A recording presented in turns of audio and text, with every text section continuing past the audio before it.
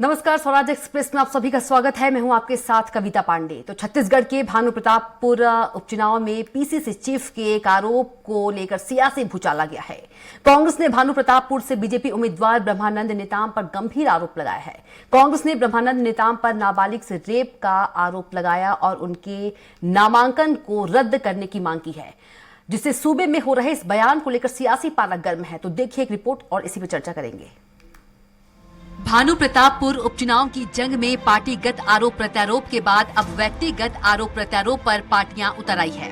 PCC अध्यक्ष मोहन मरकाम ने कांकेर में प्रेस कॉन्फ्रेंस कर बीजेपी प्रत्याशी ब्रह्मानंद नेताम पर नाबालिग से रेप का बेहद गंभीर आरोप लगाया और कहा कि उनके खिलाफ झारखंड के टेस्को थाना में एफआईआर भी दर्ज है।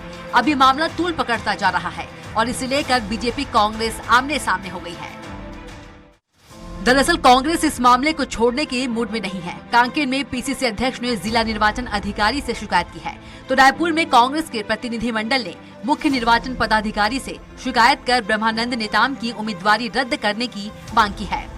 कांग्रेस संचार प्रमुख सुशील आनंद शुक्ला ने कहा कि पीसीसी अध्यक्ष ने भी आज कांकेर में जिला निर्वाचन अधिकारी को बीजेपी प्रत्याशी का नामांकन रद्द करने का ज्ञापन सौंपा है। हम भी मुख्य निर्वाचन पदाधिकारी को ज्ञापन सौंपकर ब्रह्मानंद नेताम की उम्मीदवारी निरस्त करने की मांग की है। भाजपा प्रत्याशी ने तथ्य छुपाए हैं।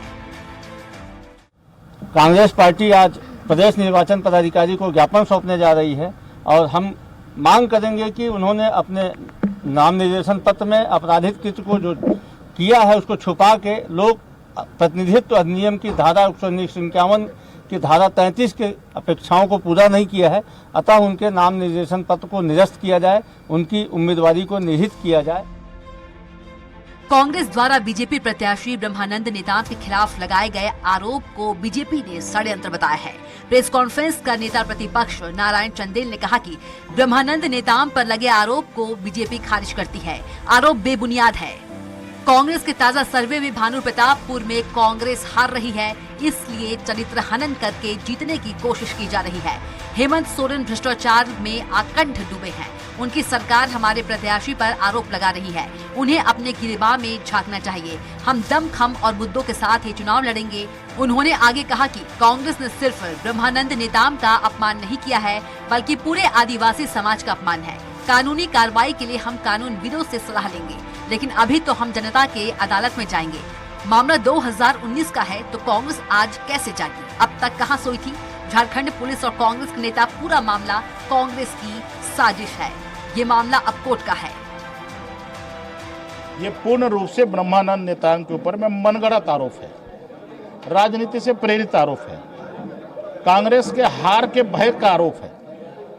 हमारी जो जानकारी है, लेटेस्ट उनका सर्वे हुआ है, कांग्रेस पार्टी ने सर्वे करवाया है, उसमें बुरी तरह से कांग्रेस पराजित हो रही है। और यह स्थिति इतनी हास्यास्पद है, जब 18 तारीख को नामांकन पत्रों की जांच हो रही थी तो कांग्रेस ने क्यों आपत्ति नहीं किया कि नामांकन निरस्त किया जाए? बता दें कि बीजेपी प्रत्याशी ब्रह्मानंद नेताम के खिलाफ झारखंड में रेप और पास्को एक्ट का केस दर्ज है। वहीं भानु प्रतापपुर का उपचुनाव अब दोनों पार्टियों के लिए प्रतिष्ठा की लड़ाई हो गई है। बीजेपी प्रत्याशी के रेप केस मामले में अब सियासत तेज चरम पर है। तो अब देखने वाली बात होगी कि कांग्रेस की शिकायत पर चुनाव आयोग क्या एक्शन लेती है। रायपुर से स्वराज एक्सप्रेस के लिए हेमंत शर्मा की रिपोर्ट। और इसी मुद्दे पर हम ज्यादा चर्चा करेंगे और ज्यादा चर्चा के लिए मौजूद है हमारे साथ बीजेपी नेता राजीव चक्रवर्ती जी, कांग्रेस प्रवक्ता अजय गंगवानी जी और वरिष्ठ पत्रकार पीसी रथ जी। आप तीनों का बहुत बहुत स्वागत है। सबसे पहला जो सवाल है राजीव चक्रवर्ती जी आपसे है कि जो बयान है, बयानों से सियासी पारा गर्म है, आपको बयान पता ही है, तो नेताम जी का जो नामांकन है, कांग्रेस जो है वो नामांकन रद्द करने की मांग कर रही है। क्या कुछ प्रतिक्रिया आपकी? देखिए, कांग्रेस जब जब चुनाव हारती है तो बिलो द बेल्ट की राजनीति करती है। क्योंकि कांग्रेस ने अपने आंतरिक स्तर पर एक सर्वे करवाया था जिसमें आदिवासी समाज आरक्षणों को लेके बहुत विद्रोही है, उनके तेवर बहुत गर्म है और वो रायपुर की ओर कूच कर सकते हैं कभी भी। क्योंकि कांग्रेस को यह मालूम है कि भानु प्रतापपुर सीट में आदिवासी बंधुओं की बहुलता है, तो उन्होंने बहुत मौका खोजा कि किस तरह से इसमें हम अपना रास्ता देखें। तो चूंकि आपको मालूम होगा कि बीच में झारखंड के बहुत सारे विधायक नाराज थे सोरेन सरकार से, तो उन लोगों की रायपुर के नई राजधानी के होटल में भूपेश बघेल जी की सरकार के द्वारा बहुत सेवा की गई, शराब खुलेआम बांटी गई, शराब की गाड़ियां आई, विदेशी विदेशी महंगी महंगी शराबें आई। तो वो जो लुफ्त उन्होंने उठाया, तो उन्होंने एक, चूंकि आपको मालूम है कि कांग्रेस इसके पहले भी सीडी बांटकर चुनाव को प्रभावित करने की कोशिश की थी, और वो जो उसमें चार्जशीट है कांग्रेस के लोग, कांग्रेस के रुबेन मेमन, वो खुद अभी इस एक रेप केस में जेल में है, और उसके बाद कांग्रेस के अभी विधायक जी, और मनोज शर्मा कांड को कोई भूल नहीं सकता। तो कांग्रेस की नीति और नीयत है कि जब वो कभी चुनाव हारती है तो सबसे पहले बिलो द बेल्ट की पॉलिटिक्स करती है, और इस प्रकार से मनगढ़ंत झूठे, जिसे फैब्रिकेटेड कहा जाता है, 2019 का मामला जब कांग्रेस की सरकार बन गई और उसके बाद 2022 तक कांग्रेस पार्टी को भी संज्ञान नहीं, झारखंड सरकार को भी संज्ञान नहीं, अचानक चुनाव के समय उनको एक आता है कि किसी डायरी में नाम है, संज्ञान है। तो ये जो झूठ है, ये पूरे आदिवासी समाज को मालूम है कि जब पार्टी सत्ता में रहती है तो पुलिस का भय दिखाती है, या झूठे केस में फंसाने का भय दिखाती है, या झूठे केस में फंसाकर उसे भयादोहन करती है। लेकिन कांग्रेस पार्टी भूल जाए, हम 1974 आपातकाल को भी झेल चुके हैं, और इस प्रकार से बिलो द बेल्ट की राजनीति करना, झूठे आरोप लगाना निरीह आदिवासी बंधु के ऊपर, इससे पूरा आदिवासी समाज आक्रोशित है। ये एक केवल ब्रह्मानंद नेताम जी के ऊपर नहीं, पूरे समुचित आदिवासी समाज के ऊपर आक्रमण है, उसके ऊपर झूठा आरोप है, और ये तो तथ्य तो उजागर है। मैडम देखिए, 2019 में ये तथाकथित जुमई के किसी जमशेदपुर के पास कोई जगह में ये मामला हुआ, वहां पर पातासाजी हुई और कहा गया, और जबकि ब्रह्मानंद नेताम जी का रिकॉर्ड देख लीजिए, मोबाइल चेक कर जी, कभी वो झारखंड गए ही नहीं। तो झारखंड में जाकर झारखंड का मामला करना, तो इसमें कांग्रेस पार्टी खुद इस राजनीति में फंस जाएगी कि किस प्रकार से झूठा, बेबुनियाद और एक षड्यंत्र पूर्वक एक डायरी निकाला गया, एक केस दर्ज करवा दिया गया बैक डेट पे। तो ये सरकार की कलई खुल चुकी है। जब वो चुनाव हारती है, इस प्रकार से फैब्रिकेटेड, इन्हें बनाया हुआ तराशा हुआ, षड्यंत्र पूर्वक, छल पूर्वक किसी निरीह को फंसाने के लिए केस करती है। लेकिन भानु प्रतापपुर की जनता इस केस के बाद ब्रह्मानंद नेताम जी के साथ है। पहले तो सहानुभूति लहर के साथ चल रहे थे, राजीव जी, लेकिन अब चूंकि ये झूठ का जो खिचड़ी पकाई जा रही है, तो उसमें जो नुकसान होगा वो कांग्रेस पार्टी को होगा। जी बिल्कुल राजीव जी, हमारे साथ कांग्रेस प्रवक्ता भी मौजूद हैं, अजय गंगवानी जी। अजय जी, आपने सुना राजीव जी का कहना है, जो पूरा मामला है, कांग्रेस जो है वो षड्यंत्र कर रही है और हमारे उम्मीदवार की छवि से जो है वो डर गई है। हार का भी डर कांग्रेस को हो गया है। कविता जी, आपके लोकप्रिय चैनल पर स्पष्ट कर दूं,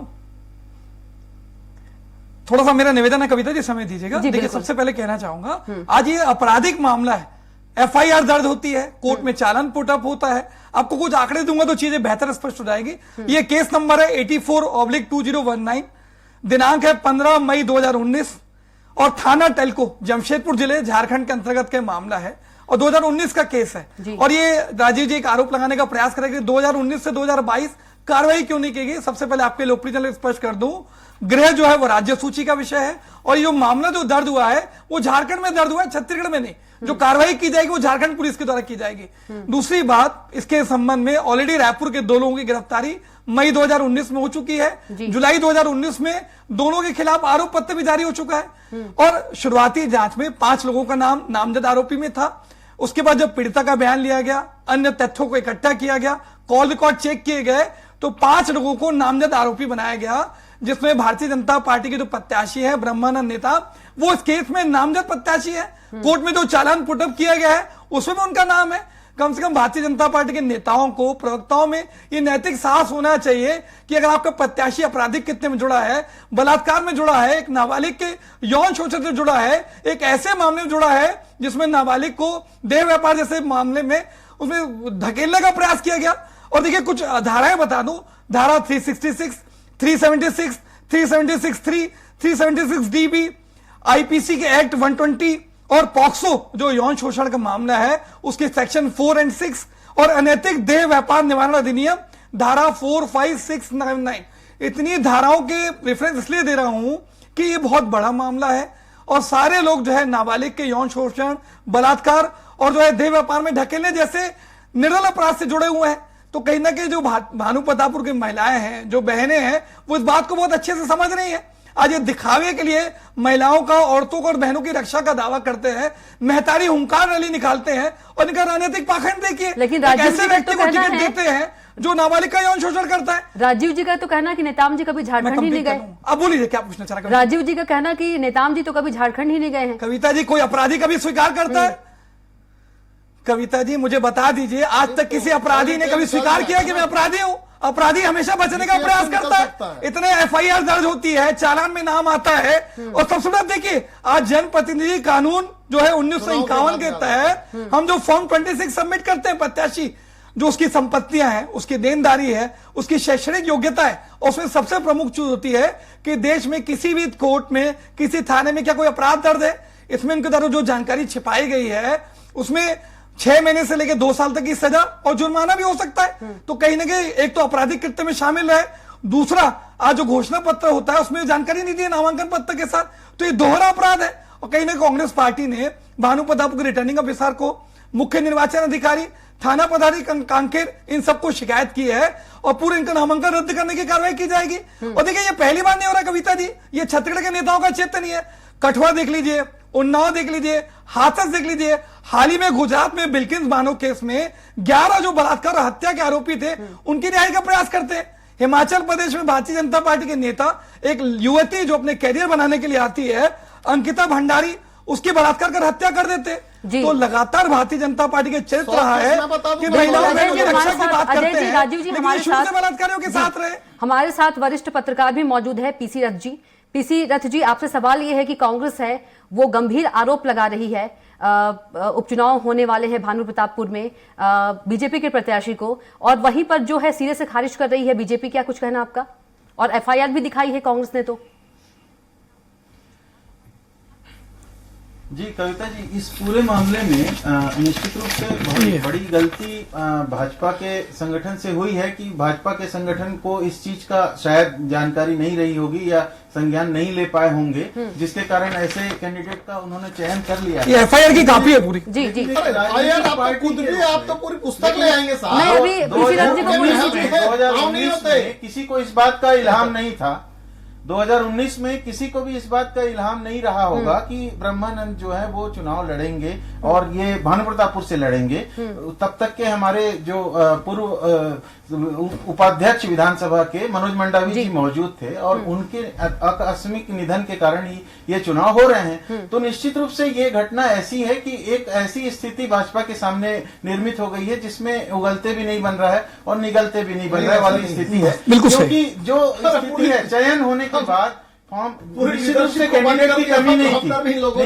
राजी ने डिस्टर्ब नहीं करिए, मेरा निवेदन है, डिस्टर्ब मत करें प्लीज। पीसी रथ जी को बोलने दीजिए। 16 प्रत्याशियों की स्थिति थी, 16 प्रत्याशियों की सूची थी भाजपा के पास जो उम्मीदवारी कर रहे थे, वहां पर टिकट के लिए दावेदारी कर रहे थे। लेकिन उसमें से उन्होंने चयन जिस प्रत्याशी का किया, उस प्रत्याशी के ऊपर इस तरह के गंभीर आरोप लग रहे हैं, वो भी इस समय गुजरने के बाद। तो ये दुर्भाग्यपूर्ण स्थिति है। अब इस स्थिति से गुजरने के समय में बीजेपी को क्या करना चाहिए, क्या करना चाहिए, क्या नहीं करना चाहिए, ये उनको विचार करना है। बीजेपी के सामने वही तो स्थिति है ना। बीजेपी के सामने ये स्थिति है कि वो उस अपराध को स्वीकार भी नहीं कर पा रही है क्योंकि मौजूदा स्थिति। कविता जी, नैतिक साहस देखकर नामांकन रद्द करने का प्रयास करना चाहिए इनको। आज छत्तीसगढ़ की जनता ही देखना चाहती है क्या वो अपराधी के साथ है, क्या महिला बलात्कार के साथ है, महिला के यौन शोषण के साथ है, देह व्यापार में ढकेलने के साथ है। ये छत्तीसगढ़ की जनता जानना चाहती है। बोलने दीजिए, मैं चुप हो जाऊं क्या? प्लीज पीसी जी को बोलने दीजिए प्लीज। पार्टी से नैतिकता लेनी पड़ेगी। राजीव जी, राजीव बोलिए, राजीव बोलिए, बोलिए पीसी जी को बोलने दीजिए प्लीज। एक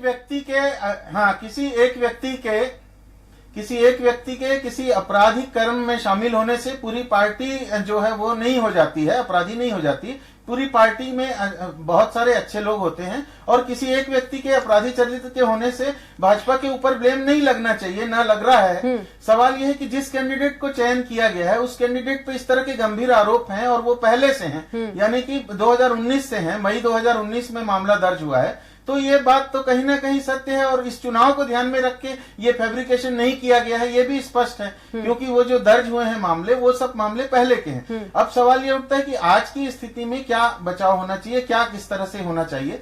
तो उसमें जो कानून की धाराएं हैं उसके तहत, जनप्रतिनिधित्व कानून के तहत उन्होंने एक गलती तो की है कि उनके ऊपर जो मामले थे उसकी जानकारी उन्होंने नहीं दी है। एक गंभीर अपराध तो ये हुआ है। जिस अपराध के लिए वो आरोपी बनाए गए हैं उसमें अपराध सिद्ध होगा नहीं होगा वो कोर्ट की बात है, लेकिन अभी के स्थिति में उन्होंने जानकारी नहीं दी है गंभीर अपराध में अपने आरोपी होने की, ये बात तो सत्य है। तो इसी को ध्यान में रखते हुए आगे पूरा मामला चलेगा। अभी आज जो कुछ निर्वाचन जो अधिकारी हैं और जो किस तरह से पुराने विशेषज्ञ हैं, जो उन लोगों का ये कहना था कि तत्काल तो शायद चुनाव आयोग के पास कोई उस तरह से अधिकार नहीं इस प्रोसेस के बीच में उनको हटाने का, लेकिन फिर भी ये गंभीर आरोप तो लगे हैं उनपे, और उसपे वो क्या अपना बचाव कर पाते हैं ये आगे देखने वाली बात होगी। जी बिल्कुल। राजीव जी, आपकी क्या कुछ प्रतिक्रिया? कविता जी, मेरा प्रश्न है 2019 से लेकर 22 तक प्रत्याशी को पता नहीं कि उनके ऊपर एफआईआर है, पुलिस इन्वेस्टिगेशन कैसे पता नहीं है? चालान में नाम उठा हुआ, कैसे बात करें कविता जी? झूठ बोलने का प्रयास न करें। एफआईआर की कॉपी दिखा दी है ना, चालान में नामजद आरोपी है और कांग्रेस को सपना आता है, तो ये देखिए कांग्रेस। राजीव जी, अभी पीसी रथ जी ने भी बोला सकता हूँ 100 कि कितने एफआईआर, कितने जेल, कितनी पुलिस। राजीव चक्रवर्ती जी को नैतिक साहस दिखाना चाहिए चैनल पे। अगर कोई अपराधी निकल रहा है, नैतिक साहस दिखा के नामांकन दर्ज करिए उसका। ये उसकी गलतियों को ढकने का प्रयास कर रहे हैं, अपराधी को बचाने का प्रयास कर रहे हैं।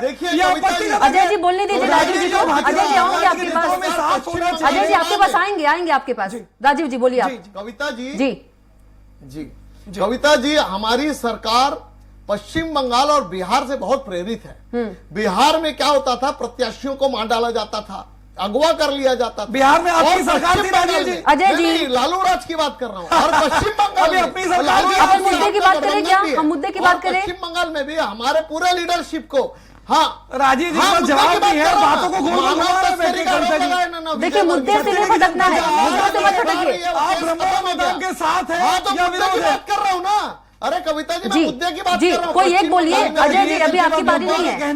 अजय जी इसलिए बातों को अजय जी बोलने दीजिए राजीव जी को। राजीव जी को बोलने दीजिए प्लीज। जी कंटिन्यू राजीव जी। देखिए जी, पश्चिम बंगाल में भी कविता जी, हाँ कविता जी, पश्चिम बंगाल में भी हमारे लीडरशिप के ऊपर अनगलत मानव तस्करी, पास्को, मास्को, दुनिया भर के आरोप लगाए गए थे। चुनाव खत्म होने के बाद सब आरोप, कोई भी आरोप टिक नहीं पाए। तो वही हमारी सरकार, लालू जी के जो जहां माफिया राज है, और पश्चिम बंगाल की तरह झूठे केस बनाना, प्रत्याशियों को डराना, उन्हें फंसाना, बहुत प्रेरित है। लेकिन झूठ के पांव नहीं होते। ब्रह्मानंद जी निरीह एक आदिवासी एक नेतृत्व को झूठे केस में फंसाया गया है। पूरा आदिवासी समाज इससे आक्रोशित है। और 2019 से लेकर आज 3.5 साल तक न उनके ऊपर चार्जशीट हुआ, न उनके पास कोई नोटिस आई। आज जब वो नामांकन भर लिए तब झारखंड पुलिस को भी याद आया, और हमारे पीसी जो चीफ है उनको भी याद आया कि हमारे हाथ में केस आया डायरी के आधार पर, और वो भी अभी याद आया। पहले कोई उनके नाम पे चार्जशीट नहीं था, कोई नाम नहीं था, तो नाम तो अभी 100 और भाजपाइयों के जोड़ लेंगे। तो क्या बीजेपी, जो बीजेपी ये आरोप, इसे आरोप मानती है, बेबुनियाद आरोप मानती है? ये सीडी कांड को भी लोग भूले नहीं है, किस प्रकार से किसी के चेहरे को लगा के किसी को बदनाम करना। तो ये कांग्रेस का चाल मुद्दों पे बात कीजिए राजीव जी, मेरा निवेदन है मुद्दों पे बात कीजिए। हमारी जो राजनीति है हम कभी इस प्रकार से नहीं करते।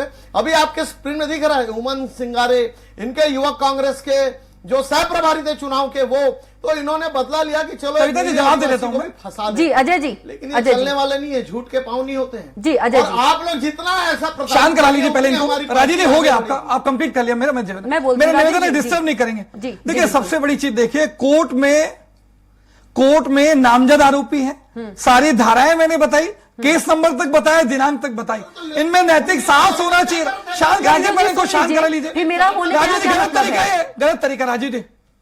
फिर मेरा यहाँ होने का क्या मतलब है? जी जी देखिए, मैं स्पष्ट कह रहा हूं, एकदम स्पष्ट कह रहा हूं कविता जी। आज केस नंबर, डेट, कोर्ट में चालान पुटअप, 2 लोगों की गिरफ्तारी, पहले भी 5 लोगों की गिरफ्तारी, सीधा सीधा नाम इनका आना। आज भारतीय जनता पार्टी के नेताओं में, इनके प्रवक्ताओं में ये नैतिक साहस नहीं है, ये इनके गले की हड्डी बन चुकी है। पीसी रथ जी वरिष्ठ पत्रकार है, उन्होंने भी स्पष्ट कहा कि आज न ब्रह्मानंद नेताओं को हटा पा रहे हैं क्योंकि नामांकन डेट निकल चुकी है, और ये उसको घोषित कर चुके हैं, उससे बैक भी नहीं हो पा रहे।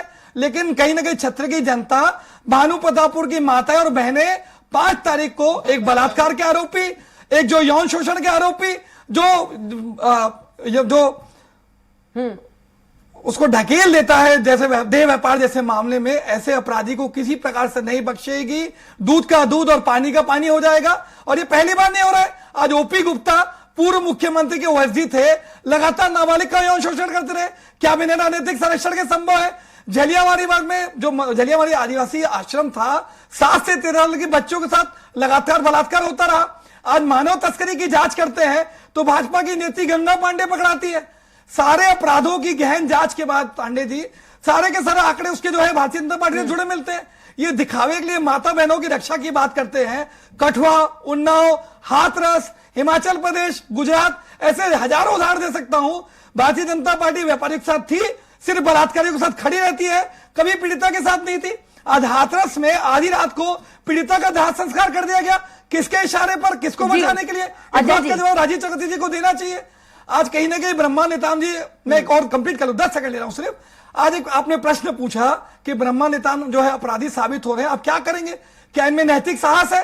क्या वो नामांकन रद्द कराएंगे? ये एनएसओए का उदाहरण दे रहे हैं।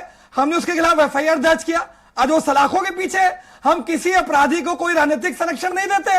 अगर इनमें नैतिक साहस है, भारतीय जनता पार्टी सही में महिला और बहनों के साथ है, तो क्यों नामांकन निरस्त नहीं करती? लेकिन ये उसके लिए तैयार नहीं होंगे। हमने थाना प्रभारी को, रिटर्निंग ऑफिसर को, मुख्य निर्वाचन अधिकारी को पत्र लिखा है। हम पूरा प्रयास करेंगे कि भानु प्रतापपुर जैसी शांत प्रदेश में एक ऐसा व्यक्ति चुनाव न लड़ सके जो महिला अपराध से जुड़ा है, जो बलात्कार से जुड़ा है, जो यौन शोषण से जुड़ा है। कहीं ना कहीं भानु प्रतापपुर की माता और बहनें इनको सजा देंगी। पानी का पानी हो जाएगा। अपने पुलिस को क्यों नहीं सस्पेंड करते? नहीं, अब पीसी रथ जी से हम सवाल लेते हैं। पीसी जी, 2 सिपाही को इन्होंने पीसी जी देखिए, राजीव जी गृह राज्य सूची का विषय देखिए, राजीव जी, अजय जी, आप दोनों शांत हो जाइए। देखिए राजीव जी गलत चीजों को मत बोलिए। देखिए, वरिष्ठ पत्रकार भी हमारे साथ मौजूद है। नहीं, आप ही बोलते रहेंगे क्या? वरिष्ठ पत्रकार भी हमारे साथ मौजूद है। प्लीज मर्यादा बनाए रखिए, प्लीज जी। सवाल आपसे है पीसी रथ जी। एक तरफ आपने सुना ही अजय गंगवानी जी जो है एफआईआर दिखा रहे हैं, गंभीर, बेहद गंभीर आरोप लगा रहे हैं। तो वहीं जो हमारे साथ राजीव चक्रवर्ती जी हैं वो तो मानने से ही इनकार कर रहे हैं। 3 साल तक रुके रहे। आज अरे पीसी रथ जी का मौका ही गलत तरीका कविता जी, ये चाहते नहीं छत्तीसगढ़ की जनता तक सच पहुंचे। राजीव जी, ये आपको सच स्वीकार करना चाहिए। आपका प्रत्याशी अपराधी है। हमारे साथ वरिष्ठ पत्रकार मौजूद हैं, उनकी सुन लीजिए प्लीज आप दोनों। जी जो न्यायिक प्रक्रिया है उसके तहत आरोपी के पास निश्चित रूप से दस्तावेज के साथ संपर्क किया गया होगा। अगर ऐसा कुछ प्रूफ है तो वो भी सामने आना चाहिए। राजीव जी का जो कहना है कि उनको जानकारी नहीं थी, तो आजकल जो सिस्टम है उसमें समन्स तामील होते हैं और पोस्टल विभाग जो है वो उसका सर्टिफिकेट इश्यू करता है। इस तारीख को इनको ये समन्स मिला करके, इस तरह से तथ्य हैं, बहुत सारे तथ्य हैं जो ये साबित कर देंगे कि इस मामले में आरोपी को उस पर लगाए गए आरोप की जानकारी है। और बस बिल्कुल सही कह रहे हैं। मामला है 3 साल पुराने मामले पे अपन किसी भी तरह से ये नहीं मान सकते कि इसको फैब्रिकेटेड किया गया है, क्योंकि उनका नाम पहले से सूची में शामिल है। सवाल यह है कि इतने गंभीर आरोप में अगर कोई शामिल है तो उस पर निश्चित रूप से कानूनी कार्रवाई होगी और होना चाहिए। अब सवाल ये उठता है कि अगर ये मामला पहले से संज्ञान में था कांग्रेस के, तो कांग्रेस को बता देना चाहिए था ताकि भाजपा ऐसा कैंडिडेट न रखती। ये इनका एक तरह से मांग इन्होंने की थी कि ये बात क्यों नहीं उठाई गई करके। तो उसमें तथ्य है, कांग्रेस बता सकती थी, लेकिन वो कांग्रेस का कर्तव्य नहीं है, वो कांग्रेस की जिम्मेदारी नहीं है। वो तो एक विरोधी दल है भाजपा की, तो वो एक दूसरे के लिए उस तरह से राजनीतिक तौर पे फायदे की चीज क्यों करेंगे? सवाल यह है कि इस व्यूह में, इस चक्रव्यूह में मुझे लगता है कि भाजपा बुरी तरह से फंस गई है। भाजपा में सारे अच्छे कैंडिडेट भी थे, वो अच्छे कैंडिडेट को भी सामने रख सकती थी जिन पर किसी तरह के आरोप नहीं होते। कोई कमी नहीं है उनके पास वहां पर उम्मीदवार की, लेकिन दुर्भाग्यपूर्ण स्थिति ये निर्मित हो गई है कि ऐसे व्यक्ति का चयन उम्मीदवार के रूप में कर लिया गया है जिसके ऊपर ऐसे गंभीर आरोप पिछले 3 साल से पेंडिंग है। तब आगे क्या करना चाहिए बीजेपी को? बीजेपी को आगे क्या करना चाहिए? को इस बात का एहसास नहीं रहा होगा। बिल्कुल, बीजेपी को मैं बताता हूँ, नैतिक दायित्व के आधार पर नामांकन दर्ज करना चाहिए, नैतिक साहस दिखाना चाहिए। कविता जी, चलिए, आप आज एक अपराधी को, एक बलात्कारी को, एक यौन शोषण के आरोपी। आप तीनों को बहुत बहुत धन्यवाद। अजय जी, पीसी जी और राजीव जी, आप तीनों का बहुत बहुत धन्यवाद हमसे जुड़ने के लिए। तो फिलहाल हमारे खास पेशकश में इतना ही। आप देखते रहिए स्वराज एक्सप्रेस।